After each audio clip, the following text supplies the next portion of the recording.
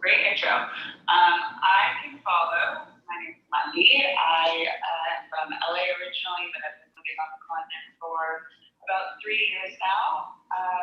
I was previously working for Nest Africa, which is a entrepreneurial training program and seed fund and incubator. Ghana, Kenya, and Nigeria.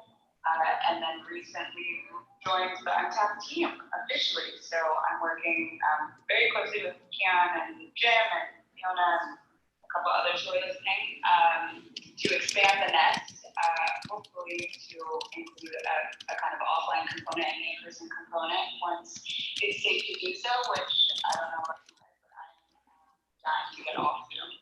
So we're hoping that happens sooner rather than later, and yeah, really excited to kind of expand the reach of that, both online and offline. So excited to be here, and before the rebrand kind of kicks off in February, I think it's cool, we're going to be hanging out on Clubhouse. So exciting stuff, and thanks for being here, everyone.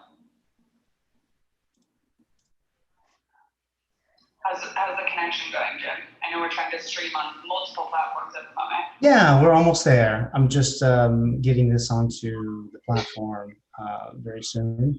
By the way, Kat, I think you need to mute your, actually, how do I do that?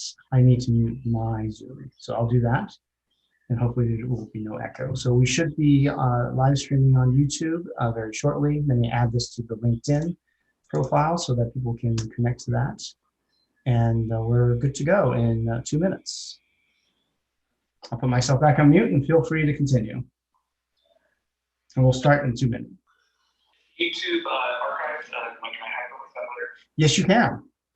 And thanks for asking, Chris. Fantastic. And just for your information, it will be saved as part of the LinkedIn channel. So it'll be on our Untapped LinkedIn page.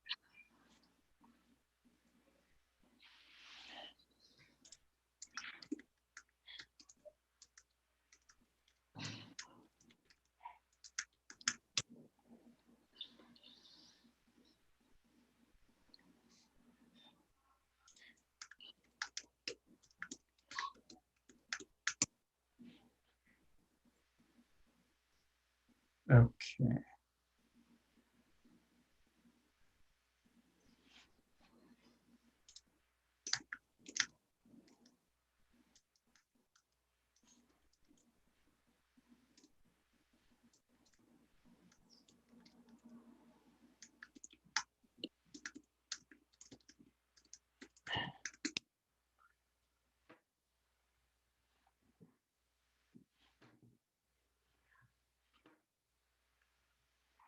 Okay, we're still looking for Andrew, but I think we should try to get started. Hey, Kat, I think you have a little bit of feedback coming in from the Zoom side. So if you can lower your volume on the Zoom side, we can get, yep, all good. So now there shouldn't be any feedback. There's still a little bit of feedback, I think.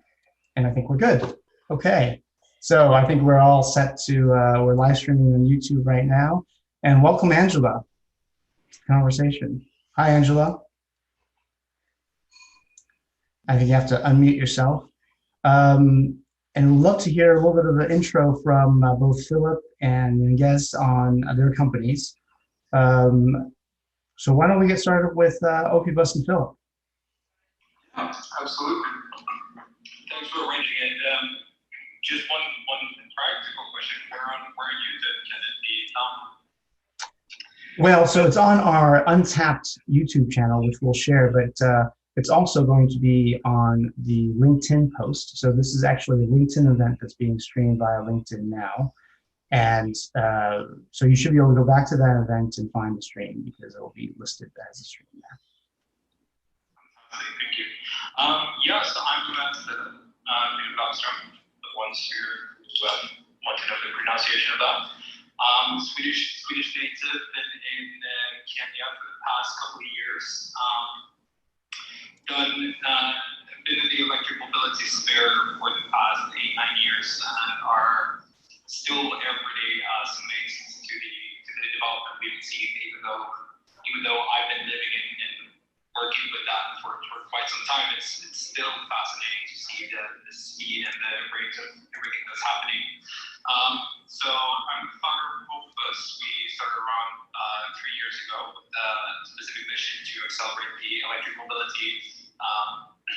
revolution, that's a buzzword of Europe, in Eastern Africa, and now eyeing towards the full of sub-Saharan Africa. So we have focused towards essentially finding the electric mobility solutions that make sense for the user, for the client. So we see one of the biggest problems with the national electric mobility scene is that it's so much trying to find a one-size-fits-all. You make these huge investments into building one specific vehicle or one specific vehicle platform, whereas we focus much more on conversions, which is a untapped market where the vehicles are already there. And there's 1.3 billion vehicles in the world as of today. So we're essentially focusing on transitioning that for fleets to make sure that we have a sustainable transport system up until 2050. So conversions is one huge game, which is essentially just removing the internal combustion engine and replacing it with motor control systems, batteries, and the full shebang that makes an electric vehicle. We're also into electric two-wheelers and have designed the first electric vehicle assembled and produced in Kenya and East Africa, and we're now designing the first one to be fully manufactured here. So that's a very fantastic area where we're seeing a lot of interest, and essentially are just working out how to get production capacity to the stage where we can actually meet all the demand, which is a interesting problem to be in. Yeah, it's a great summary. How did you decide to go to Kenya and start a electric vehicle business? I mean, you are Swedish. Yes. I mean, there's the official version and there's the unofficial version, but I mean, the combination of the two, and this is essentially just linking to the fact that everybody presents themselves as if everything is a red line and everything is clear, both in life and in business, right? But in reality, it's just a mix between different locations and opportunities that you grab. But I've been in electric mobility for quite some time. I've been in climate work and sustainability work for quite some time, and sort of got tired of the low pace work happening in Europe, where everything is much more focused on problems rather than opportunities, and saw a discrepancy between where we need to be in 10 years and 5 years and 15 years, and what is actually happening in this area of the world. So I said, me and my other co-founders essentially decided to take our talents and what we're good at and actually try to implement them as much as possible to make as big a difference as possible, because none of the big global OEMs is focusing on this area when it comes to electric mobility. It's primarily startups, and a lot of startups are focused on importing and using if it's motorbike from China or whatever it is.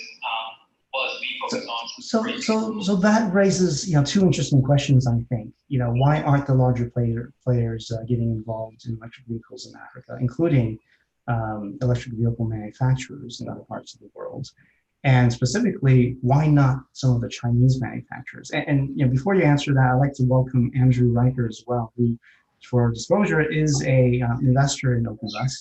But fellow investor, thanks Andrew for joining us. You can put yourself off mute if you'd like. But I'd love to hear from both of you on why the larger manufacturers aren't getting involved, and why you think as a startup you can beat some of the larger manufacturers.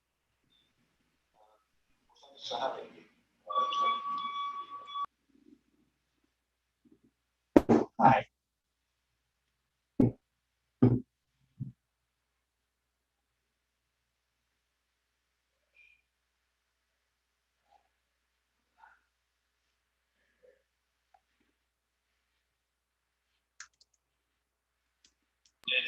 I think they're afraid. I think a lot of people are afraid to do business in different parts of Africa for different reasons, and that is something that only they can answer themselves. But we can speculate in that being them having an aversion against red tape or whatever it is. It is a rough region to be in. It is a lot of unexpected things needs to happen, but once you actually learn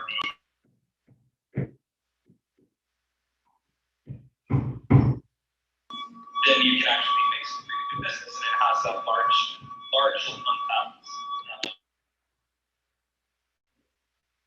untapped. Indeed, it is.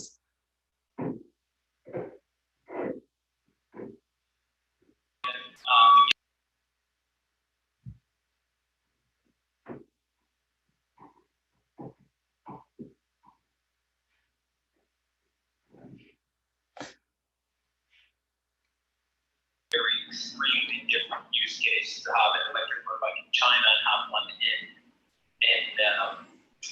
So I love to challenge you on both of those topics for a quick second, because yes, I agree with you. It's a very different market. You need to adapt the product to the local needs. But at the end of the day, a lot of this is about economies of scale and production capability.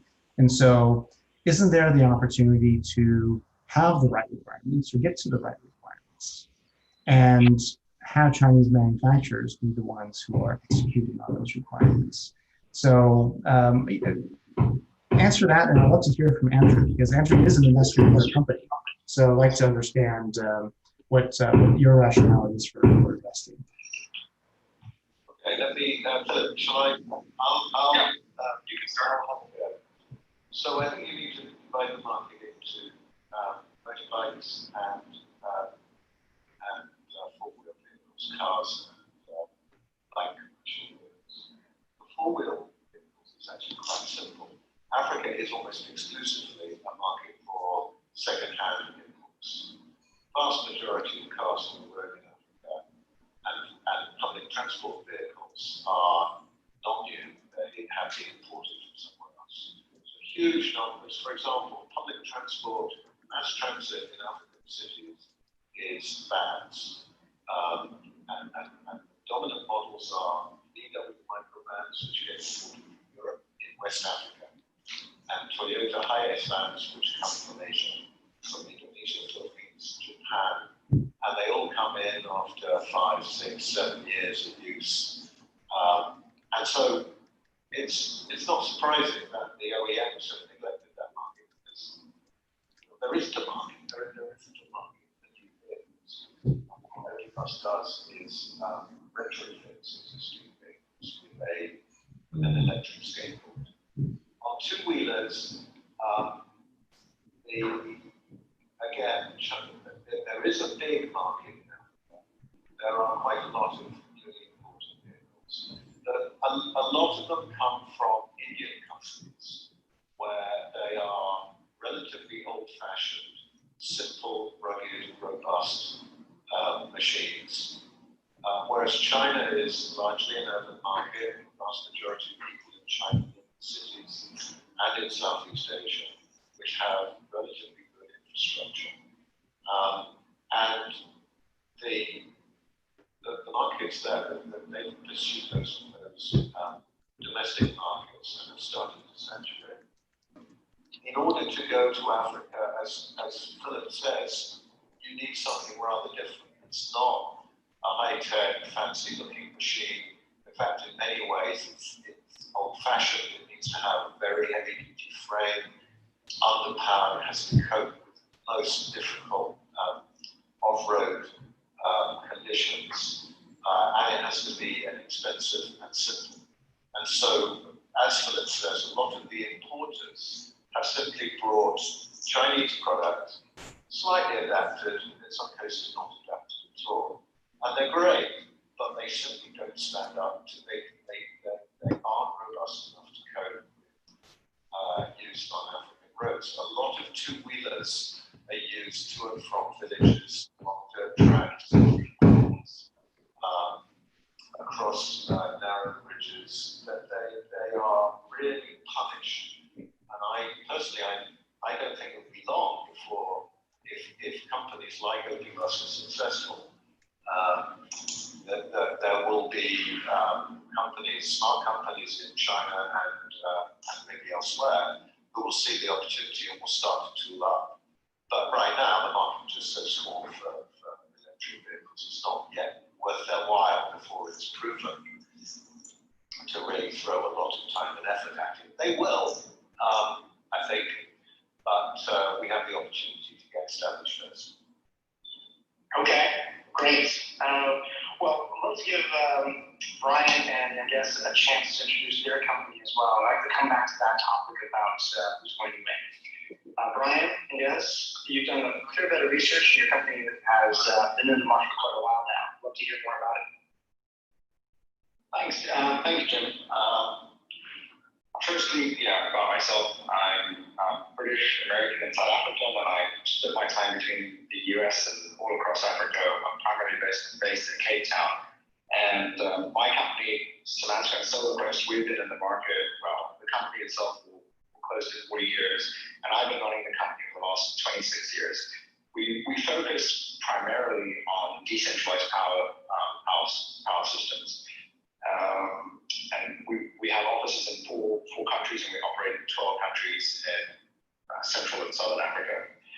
I think on this subject, I think contributing to what Philip had to say and Andrew had said, I echo what Andrew said, in terms of the size of the market for global players in Africa is relatively small. And when there's so much opportunity right now, there's so much of scope right now and opportunity elsewhere. We work with a lot of companies, in power solutions, battery manufacturers, and we get the insight into, there's a huge potential in Africa, but that has to be one problem is the fragmentation. We talk about Africa in 53 different countries. The regulation, the fragmentation also causes challenges. Our involvement is the other end of the solution, is really the charging side. We focus on power systems that we hope that electrical vehicles and electrification of the market is going to increase opportunity of charging. But that also is an issue. In a lot of Africa, you don't have good source of electricity, and you don't have grid stability. You don't have energy security, even in the most developed countries in Africa, as we're sort of suffering right now in South Africa through load shedding. And so that, there are two sides of the equation. There's one about the vehicle, and the other side of it is if you have all these electric vehicles, do you have actually electricity to power those vehicles, which is another opportunity. The opportunity is vast, but the nature of the market across Africa, where there's bureaucracy, red tape, fear, as Philip mentioned, there's fear about it, and the fragmented nature presents both an opportunity, I think a very large opportunity, and also challenges. The opportunity is it's very difficult for a single source or a dominant player to come into a market, but also the opportunity for the fragmentation to have a lot of entrepreneurs who can come up with individual tailored solutions in their individual markets. And Brian, you've done some research on this, especially specifically to two-wheelers, electric two-wheelers.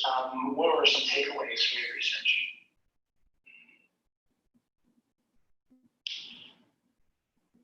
Brian, you might need to add the news. Okay, go ahead. Yeah. Hi everyone. Brian, I'm with SolarQuest. I've worked with years.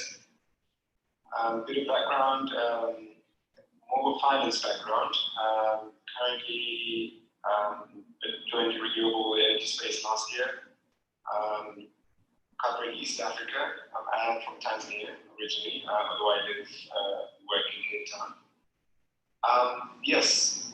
It's quite interesting that the research into the potential for EV two-wheelers in Africa started off the back of the master's thesis I worked on, actually, looking at the automobile sector in Kenya, which didn't seem to be going anywhere from a manufacturing standpoint. And it's exactly what you guys have said. It's a continent, and also to echo what Andrew was saying, it's fragmented, second-hand vehicles dominate the market. And I think EV manufacturers are just following what the OEMs of ICEs have done previously, and that's said the continent is too fragmented. Total size of the automobile market in Africa is equivalent to India, which is one legal jurisdiction. So it's easier to set up a manufacturing plant in India, just giving one set of goods almost, as opposed to 53 in Africa. Now, the two-wheelers are there's a different opportunity there because one, affordability, two, the they're much simpler. There's less confidence than going to a motorcycle in a four-wheel vehicle. And we did a paper, when we looked at it at the time, we thought, well, a great opportunity for two-wheeler EVs, but what's the source of electricity? We at the time thought you would have to rely on the grid, which was quite unstable across the continent. However, I think the renewable energy space, especially solar and sort of integrated type setups, so decentralized power, could assist with the rollout of charging infrastructure, and that would be a game changer as far as two-wheeler EVs concerned on the continent. It would be it would be fragmented, but I think the technology is there within the renewable space to roll out the charging infrastructure. So that's really interesting. I mean, that's something that OPBus has done. I mean, Philip, if you comment a little bit on that, you guys have built solar charging stations for your electrical vehicles. How has that played out? Has that been successful? There's a strong interest from our side to look at financing charging infrastructure, and off-grid is obviously one solution. Love to hear from you on whether you think that's the right solution. Yeah, absolutely. I mean, I think just want to revert a slight bit and just and then come back to this topic because it aligns quite well. I think I hear a lot of logical arguments or questions that are very logical. Why is this not happening or why is that not happening? And I think we need to understand that the market is inherently not logical or illogical. I mean, take the two-wheeler segments and take this discrepancy between local manufacturing versus China, where the main point is that it can be cheaper to get something from China. One, I think that we can actually manufacture things at the same price point as China, or even cheaper here, because we can cut out middlemen in a different way. And I think we need to remember that these markets are extremely, people want something that is nice, that looks sexy, that is made for them, that is Canyon bikes or Canyon vehicles, or they take a lot of pride in pimping their rights, so to say. So that's just something I want to send with all of us to just keep in mind that it's not all about price point. It's not all about whether or not it's going to be cheaper or not. For me, a lot of these drivers, for specifically two-wheelers, even though it might be a waste of money or it might be cheaper to do something else, they want something that makes them feel proud of what they do. And a lot of people are quite anti-China as well. This brings it into solar charging stations, and that, to me, is on the other hand quite logical. You can get very cheap electricity from having a solar operated charging station. It is, however, a big difference towards having a completely off-grid station or having something that is optimized for using more solar. So, for example, a bunch of our stations are completely off-grid because we have a bunch of Safari vehicles that are placed in Safari locations essentially, and there's no power supply, so we need to build quite big solar stations or solar farms or solar parks, whatever you want to call it, and essentially have a big battery backup with that. But now as we're expanding into an urban environment, we're looking quite a lot into optimizing that solution and getting into a space where we sort of find a good solid way of having a certain amount of panels, a certain amount of batteries, and making sure that full connection works in a very smooth way to essentially have two things happen. And one of them is cheaper power supply from solar, right? And the other thing is cheaper electricity tariffs during night. So with batteries, you can achieve both of those things. I think fully off-grid systems in an urban environments is not as interesting as hybrid solutions. And I think that's something that will come up much more, and it is popping up in different areas of growth. And that's, I think that's where things will move. Thank you for that. And for those of you just joining, this is a discussion about electric vehicles in Africa. And we're hosting. My name is Jim Chu. I'm here in San Francisco, California. And I am CEO of Untapped. Our goal is to connect international investors with emerging markets. So we're hosting discussions about investing in entrepreneurship in emerging markets, particularly in Africa, every week on Thursdays. And we also have an in-person event every month, along with pitch sessions for emerging market entrepreneurs to connect directly with international investors. If you'd like to find out more, you can go to finance.org, and you can find us here on Clubhouse every week on Thursday, same time. All right, moving back to the discussion. Thank you for that, Philip. I do want to make sure that we include some others in the audience in the discussions. I know there's probably tremendous amount of knowledge in the audience as well. So this is a very open session, so I really encourage you to raise your hand and we'll add you to the speaker group, and we'd love to hear from your perspective as well. So is there anyone who's already in the speaker group now who would like to chime in on some of the topics we discussed so far? I would. Cami, yes, please. Hi, good morning, everybody. I'm Cami. I saw this title because I'm Nigerian, but I'm based in the DC area. I'm an aerospace nuclear surety engineer, currently getting my doctorate in engineering, focusing in AI. So I found this topic to be very interesting. I do have both, opinions that are both positive, and I also have ones that are negative. And then I also have ones that I would like clarification on. So I can just limit it to one because I know there's other people going to talk. But as for electric vehicles in Africa, I know that some people are talking about, solar power, doing things. And of course, other people have talked about utilizing hydropower, maybe to generate electricity. I do know that being Nigerian, we do have the issue of lack of, electricity, and the infrastructure that's provided for that may not be as sustainable for electric vehicles at the moment. However, there is one company that's called Stallion Motors. I'm not sure if y'all are familiar with it, but they essentially have their, Hyundai Kona, which is an electric vehicle. That's an electric car that's created in Nigeria.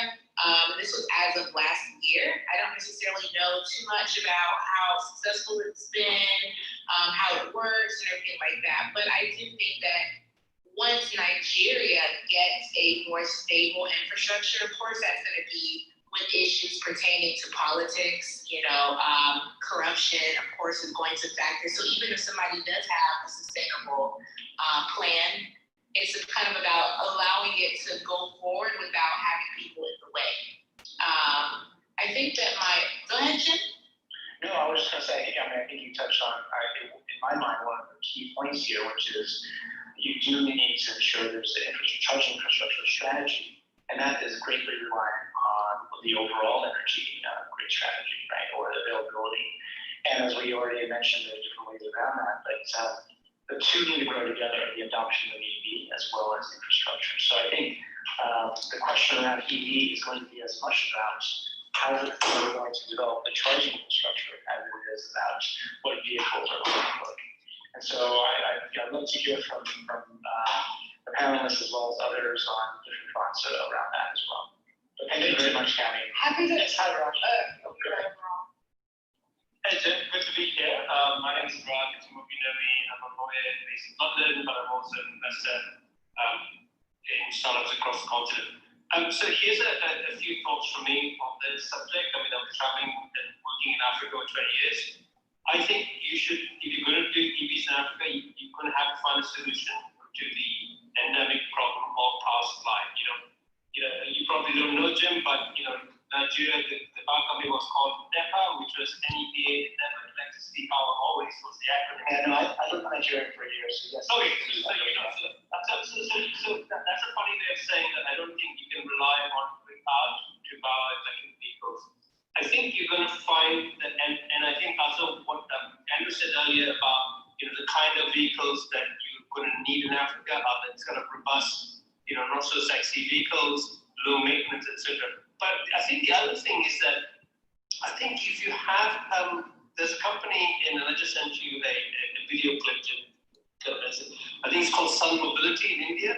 And what they do is, which I think is interesting, which I think could definitely work in Africa, and I'm sure that probably thinking about coming to Africa, is basically having a system where you can exchange batteries, right? So you have a three-wheeler or a scooter that has a battery pack. You use it, there's an app that tells you how much how much battery life you have, but it's going up. You go to a charging point, you put your whole battery into the receptacle, you take out a new battery, and off you go.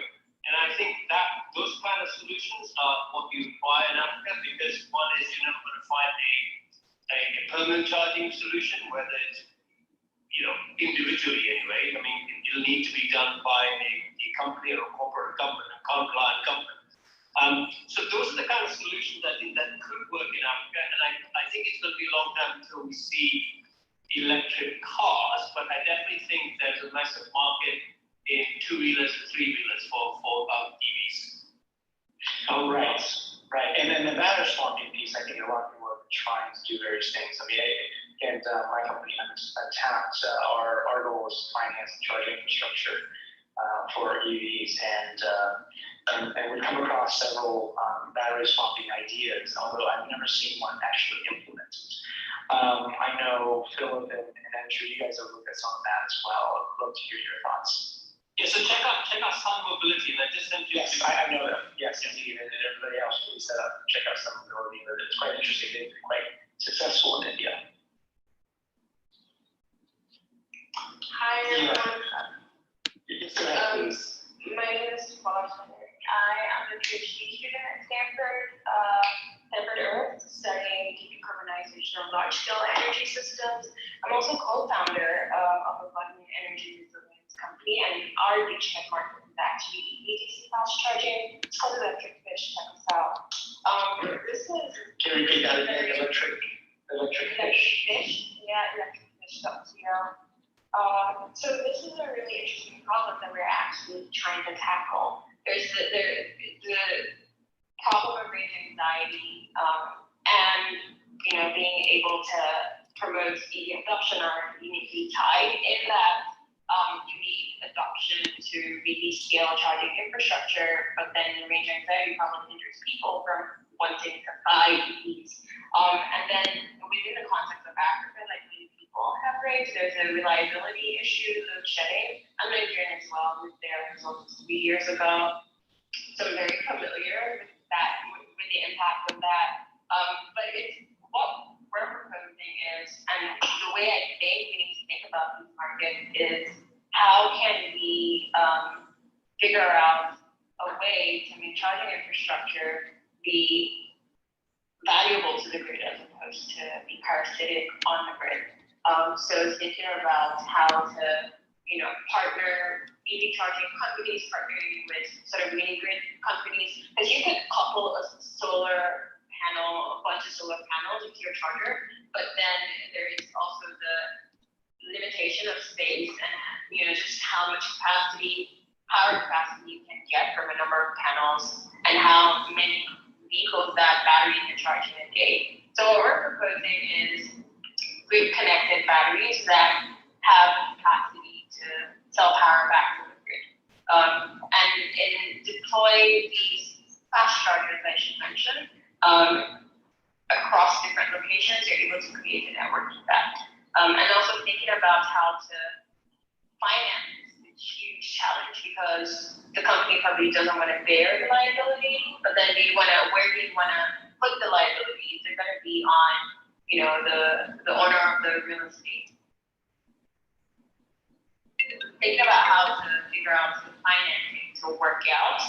Thinking about how to deploy in a way that you minimize the behavior change on the side of the consumer, who could be a car owner or a commercial two-wheeler driver. Thinking about how to have it in such a way that these people who drive these vehicles to make a ton of money, and that's their livelihood, don't have to spend so much time charging your vehicle battery in just one cycle. So, and then the issue of swapping was raised, which is great, but then there's also, thinking about the life and quality of the battery, as well as the expertise that's going to be needed. There's some baseline level that's going to be needed to do that. So I think battery swapping is a brilliant idea for sort of like logistics companies, like delivery companies like Amazon that can train their drivers to do the swapping, and they have fixed routes probably, and so they have the skill to handle that kind of technology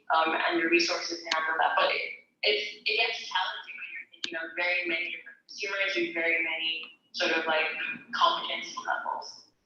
So it's figuring out how to think about battery infrastructure, making connected charging to the distributed energy storage type technology, and how that could also promote the deployment or expansion of like mini grids in terms of electricity capacity expansion of incentives, and how those incentives would be drawn from making it cheaper to provide capacity to many more people and improve energy access, as opposed to building transmission, which is a huge limitation. Is really important, and I cannot stress this enough, the financing. So thank you very much for that input, and we're not paying you for this, but it's cueing us quite well, because that's what we want to really focus on. What's the appropriate financing model or instrument for financing charging infrastructure, whether that's off-grid solar or battery swaps, etc. Thanks for that. I'm curious to hear from some of the others on the battery swapping piece. I know some of you guys have tried this or looked at it. What are the pros and cons, and are there alternatives? So I just do you mind if I jump in on this one? Please go ahead. So my name is Chris. I've got a background in Silicon Valley tech companies. I do a lot of more climate change work. These days I'm working on transportation technologies with like tube infrastructure, pipelines, mobile vehicles, and lots of fun. One of the things that was interesting going with the electric battery line, something I found was really interesting is, as a counterpoint, the very first time I actually read about Elon Musk, years ago, it was actually like a Wired piece. And one of the things that was interesting is the writer was basically in the room with the engineers of the Musk or whatever, and they were contemplating kind of what they should use in the charging infrastructure for Tesla. At the time, the article actually went in for like a good 2 or 3 pages on all the pros and cons of doing battery swap outs. Originally, that was the way that Tesla was going to go with things. And they gave up, right? Yeah, they gave up. They're going to have this giant, cool robot machine, basically just almost like disembowel the bottom of the car and then like swap out these other components. When they went through the logistics cost of it, the capital investments that were required to make that work and scale, I think they just ran the numbers and just went the charging infrastructure to get cheaper to roll out. But I think there's another variable that needs to really be considered on this. How fast can you iterate? Especially when you're in newer markets where there might be a little bit more, there's a lot of unknowns of the political situation, the economics, et cetera, consumer demand. The ability to iterate quickly through your versioning is something that's going to be very, very important when you have unknowns. There was a company, I should be a little more knowledgeable about this. There's a company in Israel, which I think to date had one of the largest deployments of battery swapping technology. Unfortunately, they poured fortunes into it, like 800 million, some ridiculous sum of money. And so everyone bought like these electric vehicles that were kind of like the battery swappers, that like these long-term contracts and everything. Unfortunately, the company went bankrupt. And what was very unfortunate about this is all the people that essentially got the electric vehicles suddenly couldn't get them swapped out with these super specialized battery swappers. And because the charging infrastructure, it wasn't designed around those during batteries, they're out of luck. That entire infrastructure just got basically totaled as basically it just doesn't work anymore. One of the benefits to going for less for more of a charger infrastructure or a battery swap exchange is it does allow you to go for more gradual and much more rapid iterations through the technology chain where you can change up different parts and pieces. It's, again, this is coming more towards like capital expenditure up front versus you want to pay time. I think that eventually, if you know your customer up front, the battery exchange model works really, really, really well, like was raised earlier, logistics, fixed infrastructure. But once you start moving into, we need to do this really, really quick when we don't know exactly what the market is, the charging starts to move more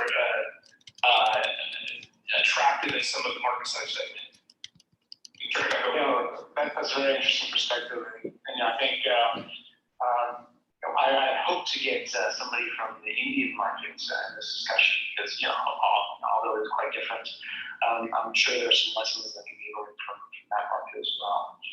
Interesting. So just to let everyone know, just a reminder, this is getting recorded and streamed live on YouTube. So don't say anything that's against FCC rules. Bad joke, by the way. But continue the discussion. So, what alternatives are there to battery swapping? Are there better ways? Is it just rapid charging? Are there other alternatives? Maybe solar and in combination with hydro. Meaning, you can actually use solar panels to actually absorb the heat energy. But this is kind of what my research and stuff is. I'm basically working on a patent for basically increasing the efficiency rate of solar panels. And I think we're at 39% efficiency rate, and that's due to the heat from the sun before it's hitting the panel. So just like our cell phones, when they get too hot in the sun, that's happening with solar panels. It stops them actually from absorbing the heat. So if we can solve the material issue, that might be a very, very positive for the world, as well as hydro flow cell batteries. Potentially using some of that heat for other purposes. Exactly. Can I jump in on that one? Because the thing is, I find it really fascinating. I spent some time talking to some Harvard researchers who work specifically on solar thermal technologies. One of the things that was they were looking at for actually more geoengineering type purposes, like can we build square kilometer arrays type assets, fascinating work.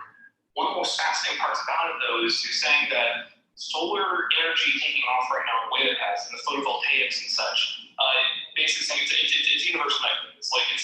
There's no downside to this. The one thing that's a little frustrating for him personally, though, is he's saying, look, solar thermal, at least from a business perspective, can accomplish more from energy conversions. The problem is that it's going to take another 20, 30 years of investment to get those sorts of returns. So essentially, if you start now, maybe 20, 30 years from now, you'll start to actually gasoline that's actually in that mix. Right now, the stuff is still barely meeting pilot scales in the desert kind of thing.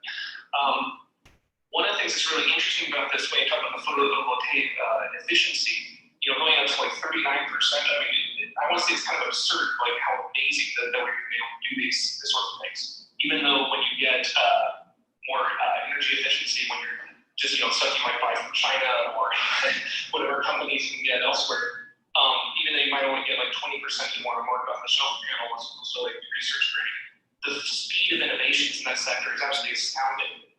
They still haven't gotten deployed all the stuff that they've proven works. I think one of the biggest breakthroughs I've been thinking recently is bifacial technology, where literally they realized if we just don't manufacture a back on the solar panel, the back part of it actually also can collect 90% of the same amount of energy. Surprise, surprise. Even though it's pointing directly away from the sun, if you have an array configuration, they bounce with each other. So you're looking at being able to increase the total effective watts per dollar by 60% by removing parts and actually lowering your cost of materials. They're slowly basically upgrading the production lines and building this, so it starts to be very common in the next few years. Moving back to the electric vehicles, though, I want to get back to that.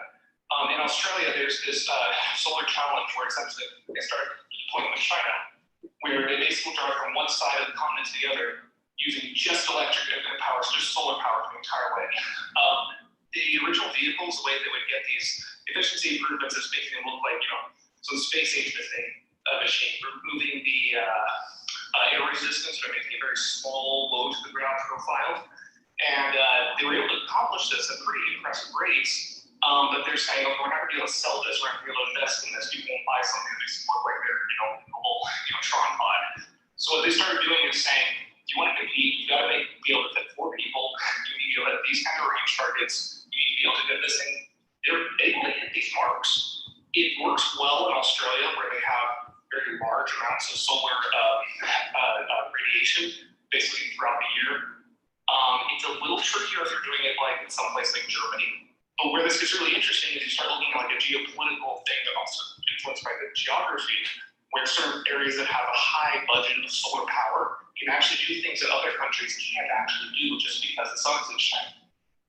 So I was just trying to go into group with things. Solar power is a very exciting aspect. There's a lot to be done there. If you really hone in that efficiency factor, both in the generation of the power from the sun, but also from the vehicles themselves being very efficient with every joule going into something and not being wasted, there's an enormous opportunity.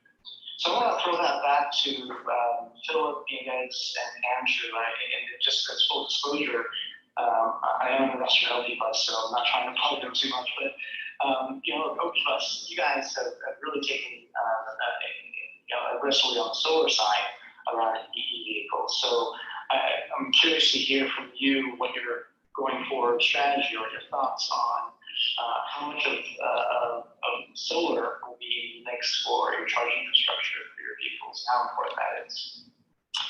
No, I think it's, solar for charging infrastructure, like a lot of people have mentioned, is both a huge opportunity and almost crucial to actually get it working. And it's not only that solar is a great renewable way to get power, it's also a distributed way to get power. So solar coupled with battery charging means that you suddenly have a huge potential to actually create a redundancy. And instead of like someone mentioned earlier, leeching off or being a parasite to the grid and being annoying, you can actually create, you can both create independence in the case of power shortage, and you can, essentially put a lot of your consumption and usage from the charging station on solar immediately, so that you only use the grid as a backup, and that way you can levelize, equalize, because as it usually is with solar, it is an intermittent power source. The problem is not getting the power, the problem is getting the power at the right point. So coupled with batteries and coupled with grid capacity, that's perfect. And just to mention on the swapping that's been thrown around a bit, I think swapping for vehicles, I might be wrong, but I think that's not going to happen, especially not with the high capacity chargers that are coming up that are absolutely massive, where a few vehicles around the world are starting to stand at 300 kilowatts charging. Although the charging stations are lagging there, that is being developed. And on that charging installation for the infrastructure for EVs, I think it's important to separate EVs from motorbikes here, because it is predominantly two different use cases, it's two different capex investments, it's two very different systems, and from sort of all angles, the only thing that brings them together is that they run on the same back-end technology and they run on the same roads, but they are, in terms of how we should view them, quite different, even though we get a lot of benefits from working from both angles. But on that charging infrastructure for vehicles, we have a huge potential just to learn from all the mistakes that were done in Europe, that were done in America. We can actually install the latest technology now as we go forward and install the latest control systems. And I'm not going to get technical, but there is a lot of updates that has been done that we can reap the benefits of as we build and develop the system for the sub-Saharan African market, or for the East African market, or for the Nigerian market, or wherever you want to be. We can do it right from the beginning, and I think the right way to do that is to start by implementing step by step. So going for exactly what we've been talking about, logistics, or people with fixed routes that go from point A to point B, it becomes a lot easier. I think this goes back to some things that Kenny had mentioned earlier. In every market, oftentimes with a breakthrough sector, there needs to be a killer app that's developed, a killer use case. And I don't think we've quite found that in Africa yet. But certainly the predominance of motorcycle taxis and delivery services using motorcycles, could be a incredible driving force for development on the market. And that's there is, I just want to mention on the swapping for that the swapping for motorbikes is such a different game, because it's not an annoyance to build a vehicle or to create the swapping stations or to make huge capex investments as it would be for bigger cars. But for motorbikes, it's a triple win, because you as a dominant part of the motorbike industry in Sub-Saharan Africa is based on people who use it as their daily income. The number around 5% of people use it as their daily income, which means they need a lot of uptime, right? So swapping caters for people to have uptime and be able to use their vehicles a lot without swapping for 2 hours to charge. Yep.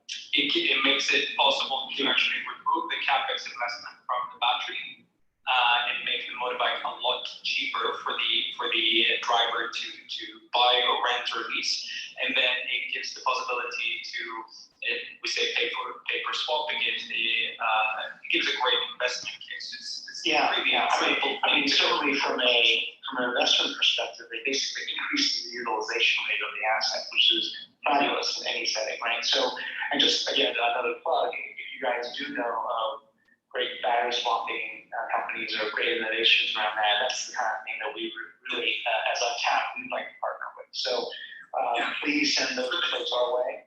I would like to join the discussion if possible. Yes, indeed.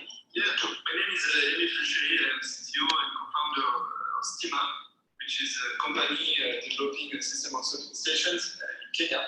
We are also based in Nairobi, like Okibus. Yes. And I wanted to add a few elements to the discussion.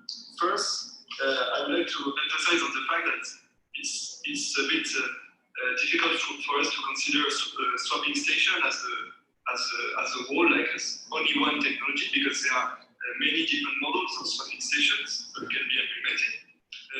I think that for the specific usage of motor taxi riders that we are targeting at Stima to switch to electric motorbikes, the swapping infrastructure is really needed because it's a very intensive usage, and motor taxi riders can make up to 150 km, 200 km for certain days, and so they need to swap batteries, because otherwise the cost of the battery would make it impossible for the riders to afford.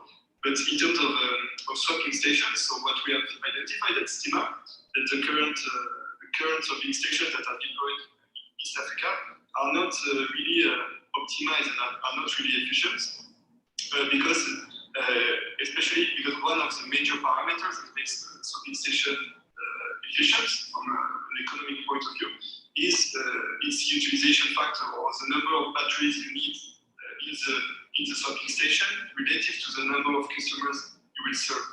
And so at Stima, we are developing some algorithms, some prediction algorithms to anticipate the demand in swapping, and also some optimization algorithms in order to monitor the charge in real time. And we've identified, based on our modeling, that with this kind of algorithms, we can really reduce the capex per customer, the number of batteries per customer. And we think that if we manage to implement this kind of smart systems for the application of motor taxi riders, it would actually make it affordable, and we would be able to reach kind of a similar price point to the current price point of petrol motorbikes. And also one point about the advantage of going solar in Kenya.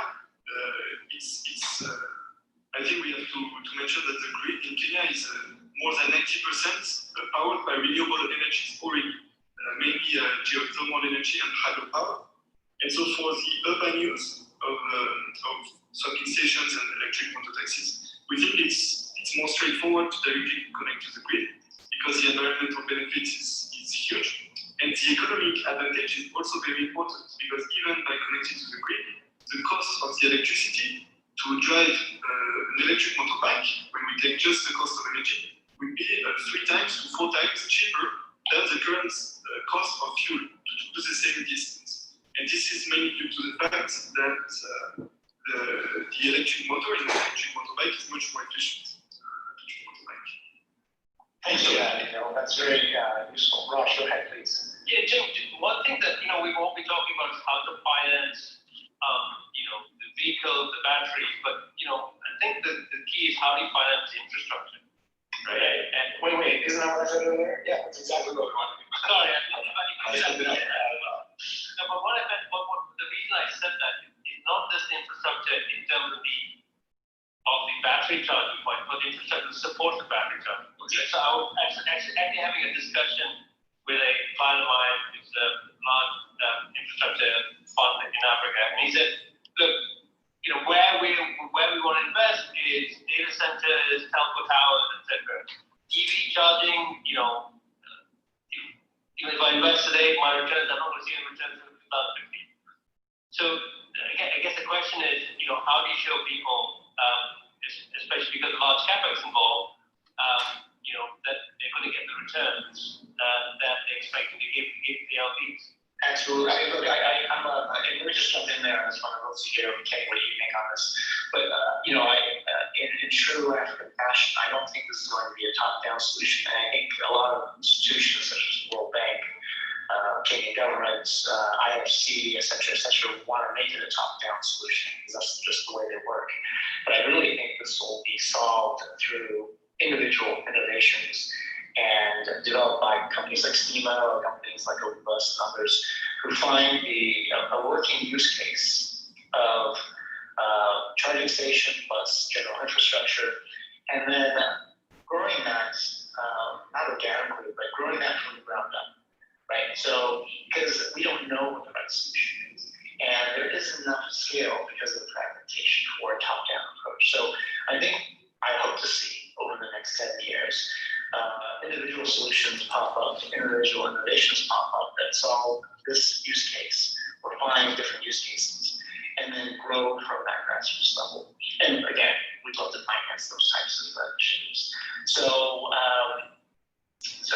thank you, Emil, for being on this conversation, and thanks for trying out new ways of doing things in Kenya. But thanks for your comment, Raj. Hi, Kenny. Hi, Ken. My bad. So can I go real quick? Go ahead, Kenny, and then we'll go to Ryan. Okay, cool. Something that my company do, we focus on biocomposite materials for building structures, and this material is actually carbon negative. So when you actually think about the infrastructure problem, if you can actually grow your infrastructure, meaning by use plant-based materials to actually build a lot of these things, from solar panels to vehicles to houses. So think about the supply chain. I think it all starts with materials. And, if you can actually encourage athletes to actually grow, certain materials to actually be converted into, basically products to be used to grow, to basically build all the stuff that you guys are talking about would be amazing. And the fact that it's carbon negative, it actually adds CO2 it helps sequester CO2 to the environment. So I think it's just, you have to kind of start with kind of the basics. And then, like you said, starting from the bottom down, that would be a good way. It's just people at the top need to kind of understand what it takes to actually build products. Yeah, not holding my breath for the people on top understanding how things work on the bottom. You're right. Thank you very much, Kenny. Brian, yes, I'd love to hear from you. Yeah, can I just jump in? It's more of an observation, also a question to both Philippe and Emil. One of the challenges in Africa has always been the last mile connection. And when we're talking of charging infrastructure, I'm just trying to understand what the operator model would be like. And the reason I ask this is I'm thinking of how mobile phone technology eventually got to right to the smallest village in Africa, where you had charger stations for mobile phones operated by you became a business, and people would operate them on a very small scale. So I wonder if Ovibus and Stima are likely in terms of scalability. How fast would that rollout be if the operator model was based on one operator operating 50, 100, 500 stations, as opposed to little tiny stations operated independently, scattered across. So it's an observation question. Yeah, thank you, Brian. It's an interesting question. I mean, to be honest, and I'm not sure if I speak for Emil as well, but there are so many ways to do this, and our philosophy is to, instead of us spending 2 years sitting in our chambers and trying to figure out the best way, we spend some time to figure out the different different available options, and we see how we can get answers to those questions as easy as possible. But exactly what you're saying, we're trying to make it as inclusive as possible for people to participate and for people to sort of join in and run different software platforms, different hardware platforms to make it easy for other people to step in as operators and for other people to sort of engage with the platform. That's one of our design guidelines that we have as of now, and that seems to be the best way for a fast rollout to make sure that we're inclusive to other actors that want to get in and do parts of those investments. I mean, the investment in such a swapping infrastructure, there are so many different parts of it. It's the physical hardware, it's the actual customer-facing apps, it's the back-end data management, API management, it's the payment solutions, and all kinds of different things. So we want to make sure that the easier, and then of course you have the CapEx investments and land and rent and electricity provision and things like that. We want to make sure that it is as easy as possible for other actors to come in and take different parts of this and sort of designing it together with a lot of other people so that we get it right. So we are thinking about those things and making sure that we can accelerate as fast as possible, because that's really and again the way we see it, we're not essentially competing with let's say between Oculus and Steam, we're actually competing against international actors that when they start seeing this as an opportunity, we need to make sure that there is already an infrastructure network in place that sort of caters for Kenyan interests more than it caters for any other interest.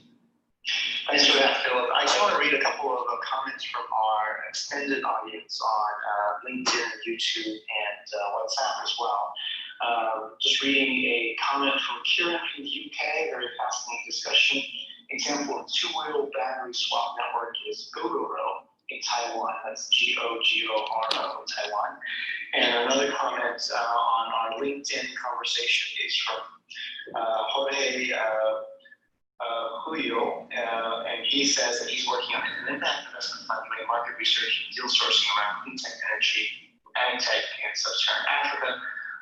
He would like to get in touch with somebody with investment experience in this area. So his email is directly in the LinkedIn chat on our Untapped channel. So if you have trouble finding it, you can go to Region 2 and find the Untapped page by me.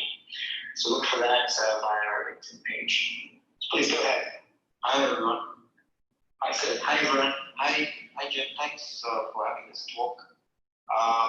I'm based in Lusaka, Zambia, Southern Africa, and one of the founders of the largest last mile delivery network. We're into multi-sectors. We've got a Uber Eats model, which is called Happy Delivery. We've got on-demand laundry, and we've got grocery on-demand too. So like Instacart kind of thing. Well, most of the vehicles are owned by us. All of them, actually. And where are you based again, Sid? Which markets? I'm in Lusaka, Zambia. Lusaka, Zambia. Thanks. So we have now quite a number of vehicles, and we partnered with a German engineer to actually create e-bikes for us. And the e-bikes will carry like a little trailer at the back for other things, but the e-bikes can also do some small grocery deliveries, as well as restaurant deliveries, as well as some laundry deliveries. But what we're trying to do now with the e-bikes is that we've got 50 pledged to us. So this engineer is in Germany, he's designing it right now. And so I want to, my question is, like, I'm hearing that there's people in the room that doing taxi swapping, and people in the room doing infrastructure development. So I just want to put it out there that we're looking for the right partners, obviously, to come on board and see how we can expand that, because that will be our brand of bike also. We all good. Yeah. Yeah, good to know for all the folks on the team here. I don't know what the best way to share your information is, but you can email me, jim@untapped-inc.com, and I'll try to connect you to some of the other folks on this call as well. But thank you very much for that. I think hopefully we can establish some contacts through this conversation. Okay, thanks, Jim. And another thing that we were saying that we also started to have talks with our grocery partners. So, for example, like the biggest stores over here are called ShopRite, which is like your public store, HEB in the States. And we went into talks with them with having battery stations at their places. So the drivers, when they're going for the deliveries, if they're running low, they can swap out at whichever location. So there's 56 in Lusaka alone of those stores, and then obviously the other partners. So we're trying to do that, trying to see how best we can make it work. But obviously, I love what's going on right here with your guys' ideas. I'm soaking in a lot. So any help that you guys can provide, I would really appreciate, guys. Thank you. Well, thank you for that. I actually want to switch over. I'd love to get to Andrew around your feedback. I know you worked many years at the CDC and more generally in infrastructure and financing infrastructure. Any thoughts on the conversation so far about general infrastructure and the need for that and the charging infrastructure program? Thanks, Jim. I think this has been a fantastic conversation. I've been really listening hard, and I really enjoyed what Fola and Cami earlier was saying. Yes, I was at CDC. Looking back on it, I was a government aid bureaucrat, and I left because I just was so frustrated with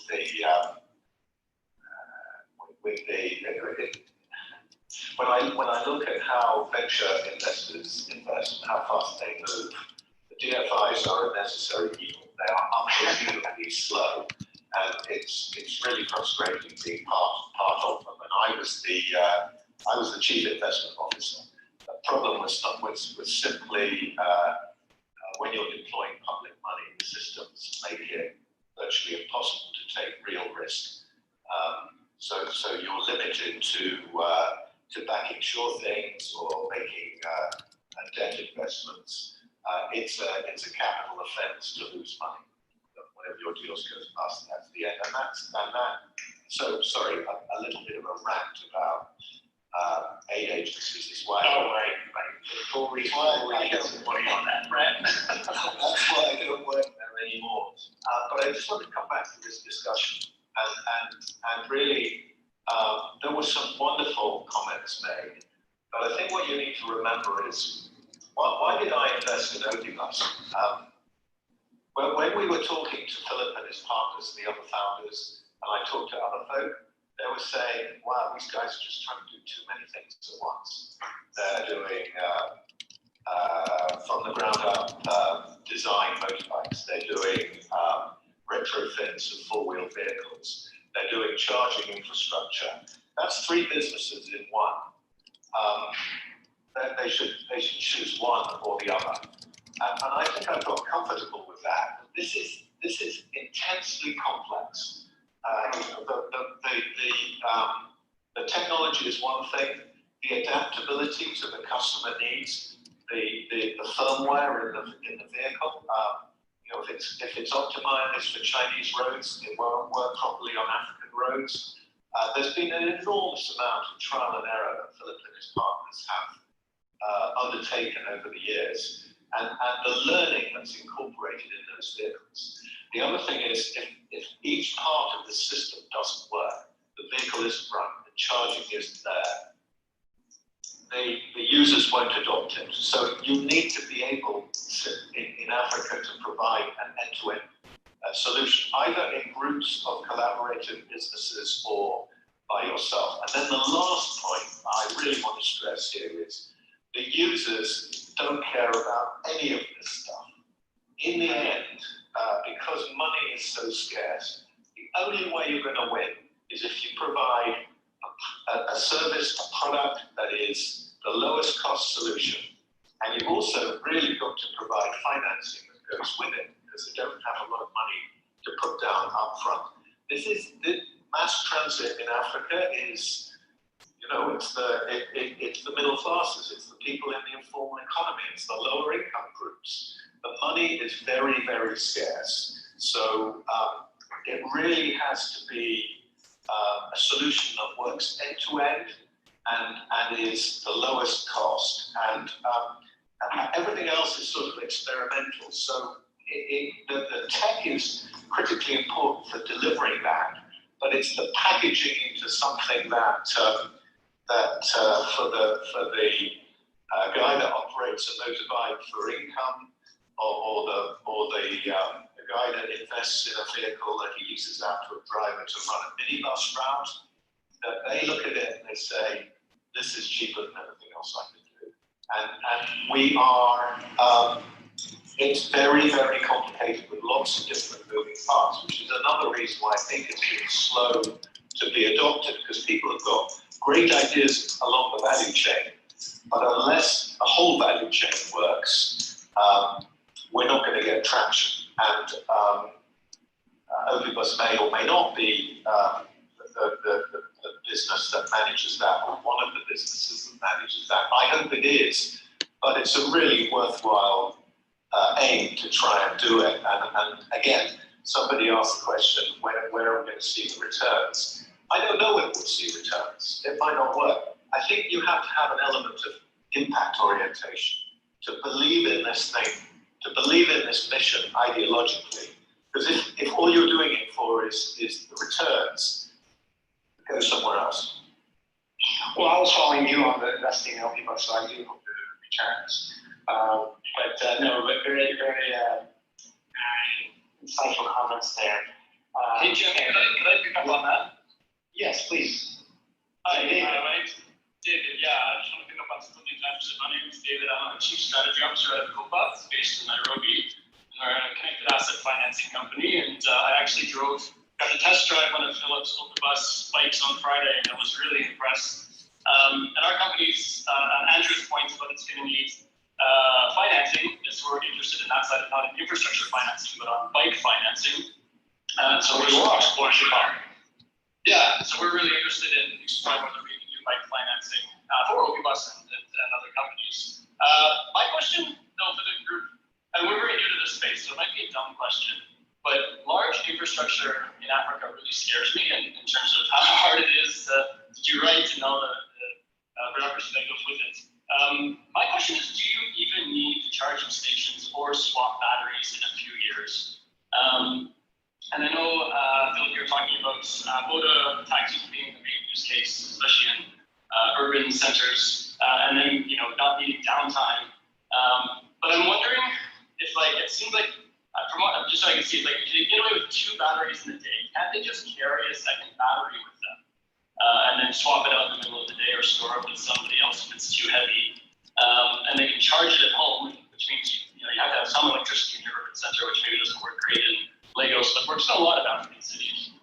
And then all you really do is finance that second battery. And I guess it's still probably expensive, but my question is, I guess, in a few years, what is the price point going to come down to on those batteries? And is the trend close enough that you actually might not even need to invest in infrastructure, at least in the short term? Honestly, hydro fuel cell batteries are pretty scary. I've heard that they get almost 10,000 miles to gallons of mileage if you do it right. But that's all advanced science. Yeah, there's some interesting stuff going on with that these days, and I'm sorry I didn't invite some of our friends, just Patty Brush, because he would have lots to say about that as well. But just a quick break here. We're past our original hour. I appreciate everybody for joining. I'm going to continue the conversation, keep this room open. But if any of the panelists, Brian, Miguez, Andrew, Philip, if you need to jump off, feel free, and we'll continue the conversation for those who are willing here. I actually just wanted to, just go on the broader subject. I think it really was a great conversation. I think some of the things that Philip said and Andrew said, they're all points, and some of them, they contradict each other and they're correct at the same time. I think Philip said something which we see a lot, that in Africa, society is very aspirational. And like Andrew said, affordability of money is scarcity, it's in short supply. And you've got to balance all these conflicting interests out, conflicting societal trends at the same time. One part that we can't deny is there are 1 billion people, and transportation is a major need. And that, I mean, as complex as it is, and Andrew's right, it's extremely complicated, but it also presents an extreme opportunity because of, because of the size of the market, because of the need. I think it does need dynamism, and I agree with what Andrew says. It's kind of like you've got to look at the impact it's on investing as well. I feel like, the way that I look at it, and I've been outside of the supply side of power. My whole life career has been in renewable energy and decentralized power. When I look at charging, I think there's a huge opportunity there. It's almost at the stage that you have to build the charging infrastructure out. You have to kind of somebody's going to have to take a punt on that. And the companies that have the dynamism and the stamina and motivation, really the tenacity to see it out, to really put that infrastructure up first and say, if I build it, because for a single company, and I think one of the inhibiting and limiting factors is, if you have to be an all-in-one end-to-end solution, it's very difficult to go to scale. If you're going to say, I'm going to provide the car, the motorbike, the financing, and financing the charging, and financing the power for the charging stations as well. That's an endeavor that isn't a very attractive proposition for investors and for individual companies as well. Well, I just want to hit on that point, which is, I think Andrew mentioned it as well, in terms of the need to cover so many aspects of the business. Whereas in a developed country, oftentimes you have I would call it, luxury of being able to be focused. Right? Oh yeah, we'll sort of solve this one tiny problem in the value chain, and everything's good. But having run companies in emerging markets myself, and understanding many of the companies I've invested in, but so often you need to invest and develop so many other parts of the business in order to make that one piece successful. So even if you're not eventually scaling everything, you need to think about or solve many different problems in the value chain. So I applaud OPBucks for taking that approach. I second your sentiment, Andrew. And then I think there's a really interesting opportunity there. And again, I'd love to be part of that development going forward. I think here it's also, just speaking about being broad and having to focus on many parts of the value chain. If you look at that from a broader perspective, it's also about risk mitigation. Because having more control in a place where things are not as planned, perhaps, or things do not always go as they're supposed to, or all of you who have run businesses in emerging markets know sort of that anything can happen at any point for any kind of reason or for no reason. And having more control of that gives you less risk, and for us, for example, we have involved ourselves quite a lot with policy and understanding policy, which we are very happy that the Kenyan government has actually not made a fuss about anything. And they're actually very, very happy and excited because we're bringing new technology in, etc. But that means that we don't have to be as scared of what happens with these, like David, you mentioned someone mentioned large infrastructure projects and how they can be quite scary around this area. Plus, since we have actually been involved with policy, we know which actors are relevant. We know how they're thinking, and we know that. So it's not an unknown risk anymore. It's a known risk. Therefore, it becomes easier to approach it. And that sort of goes for all of these different things. That the broader we are, the less risk we expose ourselves to. And that's sort of how we started with solar from the beginning. Because when we arrived in Kenya, our first intention was to get into vehicles only, and that has we have been opportunistic in that and have been quite open to saying that we need to do more things, not only products, but we need to engage with other stakeholders in different ways to make sure that we can create this whole the evolution across the full value chain, and because there are so many things that need to come into place. this to happen, and we all need to work together to make sure that this can happen. That's why conversations like these are interesting conversations with whoever it is that is in the sector, or David, now that you guys have called me, I'm very happy that you were happy with the test drive or motorbike, but everybody needs to come together and sort of work together for this to happen.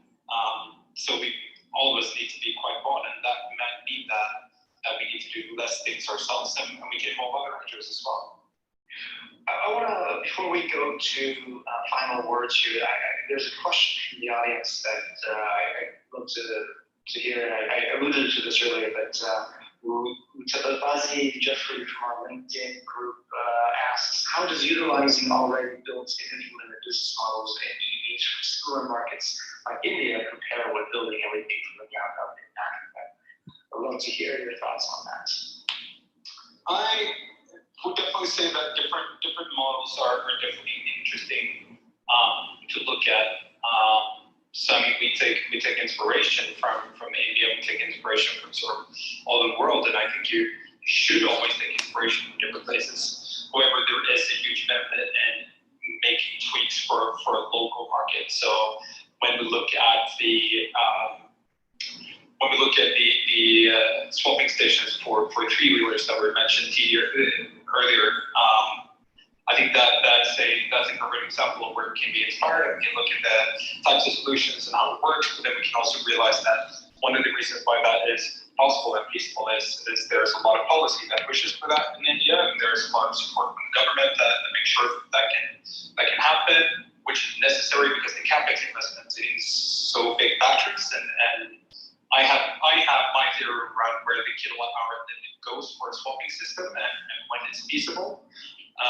We can test that out another time, but you need that support for such a big battery, and you need those things. So it still comes down to what are the local variances and what are the local possibilities, and then the solution for Kenya might be a different one than one for Tanzania or similar. There are and this is where the logical part comes in that I mentioned earlier, that it might just be logical to go straight ahead for this business model, and according to our Excel sheet, this business model is obviously the best one.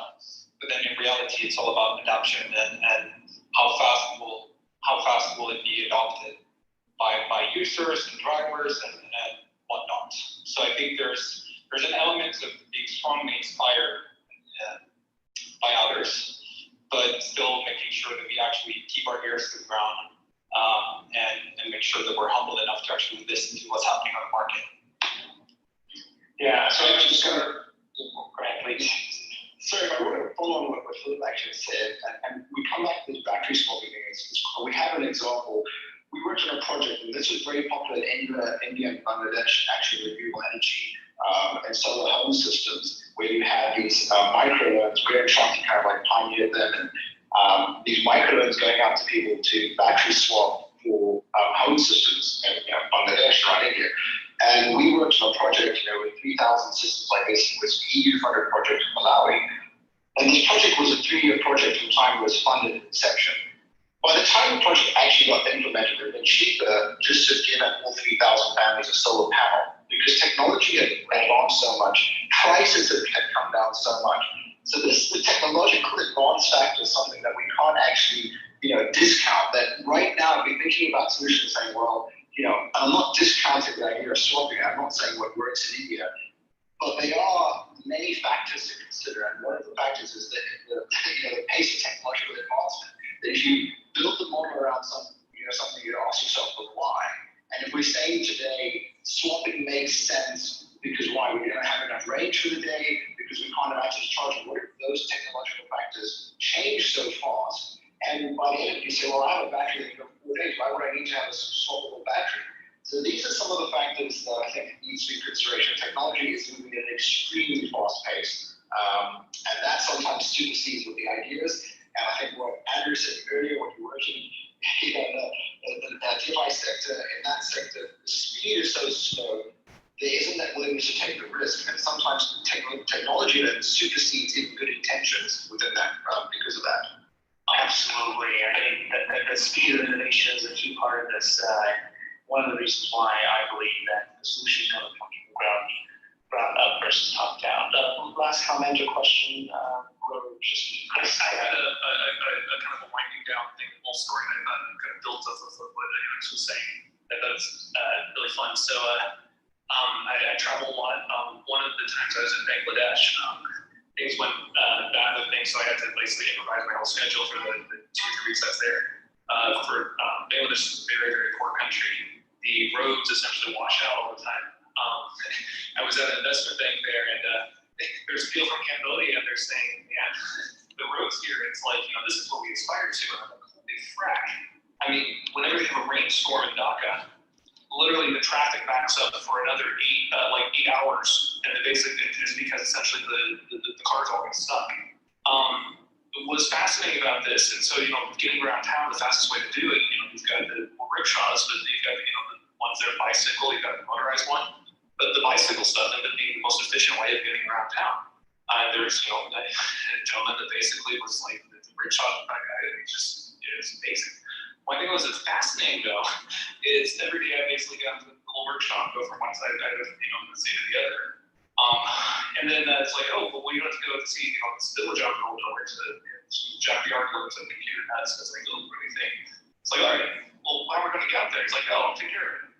So we get in and he rents a freaking hydrogen vehicle. Right. With this, and I'm looking at it, out outside this facility, it's got, solar power and everything. It's got us, and I'm like, holy fuck, it looks like something from the space tech future right in the middle of essentially these washed out muddy roads. And we take that, we go on the trip. It's clean, it's amazing, it's fun. We saw the things that one way, we come back, it was great. But this contrast of how fast things can change. I went to Bangladesh originally because from the reports I was reading, it had one of the lowest penetration rates of cell phones in the world, and I was actually very excited about saying, plug through technology a little bit. Yeah, my report was 3 years out of date. I got there, they got to 90% in about 3 years. There's some similarly stunning statistics around off-grid power adoption as well. So yes, exactly right, Bangladesh. So things can change very quickly. The banking system was essentially, everyone's they're texting their phones around with things. So I'm just going back here and coming back to America, and it's like, okay, I have to wait for 3 days to move payments around, and it's like, okay, now I have, let's look at the California high-speed rail for another decade. It's like, it's a very strange thing with this dynamicism when you go to some place where they don't know how it's not supposed to be done, and you're able to leapfrog. There are opportunities here that you just cannot get when people are basically spending so much time going, well, here's the accepted wisdom. So yes, there's risk. Yes, there's a lot of almost like a faith thing for the impact investing. But I've seen firsthand the impact can have on people's lives when those technologies get deployed in a way that people can actually use them. It makes that difference. So on that note, this is why we're Africa investing or frontier market investing and emerging market investing, because there are incredible opportunities in frontier markets, and not only for financial upside, but also for the impact. So that's why we're here. And before we jump to last words, as I know, we are hosting this conversation. When I say this conversation, I mean conversations about entrepreneurship and investing in frontier markets every week, same time. That's 8 a.m. Pacific time, 4 p.m. GMT, and 7 p.m. East Africa time. And so come back on this channel whenever you are ready. We will also be hosting in-person pitch sessions and networking events for investors monthly as well, also at the same time. So please look out for more notices on that. If you would like to find out more about this network and join our network, please go to findthenest.org and you'll find out more about what Untapped and the Nest does, and you can join our community. So with that, last words to some panelists. Anybody else who would like to pitch in last words? Well, actually, let me pose it as a last question. Who is going to be the Tesla for Africa? Or option 2 as a question, what kind of solution will be the Tesla of Africa? What's going to be the killer app? I kind of think that if we can figure out how Elon Musk is using using Starlink to provide Wi-Fi, figure out a way to provide charging. I think that would be a game changer for the world if we can actually basically send solar energy from a satellite instead of having grid storage. Kenny G, Starlink, thanks for that. And I can't just stop thinking about Kenny G, the singer, so hopefully next time you'll sing for us. Phil, you were going to say something? Well, I think it would be strange if I didn't mention that absolutely hope this is going to be the Tesla of Africa. That's pretty given. When it comes to the solution that will be similar, I mean, Tesla isn't that innovative of a solution. It's an electric car, but their approach to the market is innovative. How they started out with making electric cars sexy again, and then just doing that to more and more scale. So I think we're talking more about an approach than an actual product, which I also think will be open to us. So, OP Bus, sexy. I like it. Who's next? Andrew? I think personally that Tesla is the OEM, but there are 2 billion internal combustion engine vehicles on the roads around the world, and it doesn't make any sense to throw them all away and start with new $65,000 automobiles. So I believe that a huge proportion of the vehicles will be retrofitted with electric skateboards. The first company that does that at scale won't be a Tesla, it will be a different kind of organization, but it will be in tune with the circular economy, much cheaper to take an existing 5-7-year-old car and keep it, but replace it to drive with electric drive. Opibus and its partners, and there are others trying, but whoever finds the formula is going to build an incredibly valuable business that will threaten the business model of the auto industry. And I personally, it's interesting. Somebody said technology leapfrogging. This could be done in Africa, it could be done in Europe, it could be done in America, it could be done in Southeast Asia. And I'm looking at taking Opibus technology and applying it in rural parts of the UK to retrofit farm vehicles. So, I'm committed to that. I'm committed to Opibus. I love what they're doing. I love what everybody else is doing. Steamer, all the other guys. This is going to be part of what preserves the planet for our successors. Fabulous. Who's next? I'll go next. I'll just say that I actually have echo Philip's sentiments about Tesla. It's very interesting. I think Tesla's done an excellent marketing job of positioning themselves as where they are, and that we use them as a reference point. I don't think Africa is going to have a Tesla, and I think that the solutions, hopefully it's companies like Opibus or maybe Opibus, but I think there'll be a number of companies, and it's going to be more a solution that's appropriate for Africa. Do companies in Africa need to do a Tesla-like job in terms of marketing, in terms of market perception? Because I think Tesla did a very good job of positioning itself from a marketing point of view in a certain way, and then it kind of just got to the scale later. Maybe they need to be a couple of companies in Africa to do that, but I do think the solution will be African. I do think that we have the opportunity also with technology moving at such a fast pace that you are going to see some that there's going to be that opportunity for leaping forward. The fragmented nature of Africa makes it very interesting, complex, challenging, but then people who like challenges, this is a very good space to be in. And I really put getting to all the people in this panel a lot more, because I think you guys all had some interesting ideas and are trying to do some good things. I think generally finding a solution. Electric vehicles are the future. They're necessary for our planet beyond just our needs and economic opportunities. And finally, Jim, thank you for hosting this. It was really interesting as well. Thank you, all the panelists and all the audience and all the contributors, Kenny G, David, and Neil, everybody else, Chris as well, for your feedback and your input on this topic. Just to let you know, this was a bit of a guinea pig test run of Clubhouse and streaming simultaneously, but we will be doing this again. and hopefully brought into other platforms. And we will also be revisiting this topic in one of our in-person sessions in the future. So look out for that on our network, and I hope to see you very soon on another Clubhouse. Thank you, everybody, and see you next week. Thank you, too.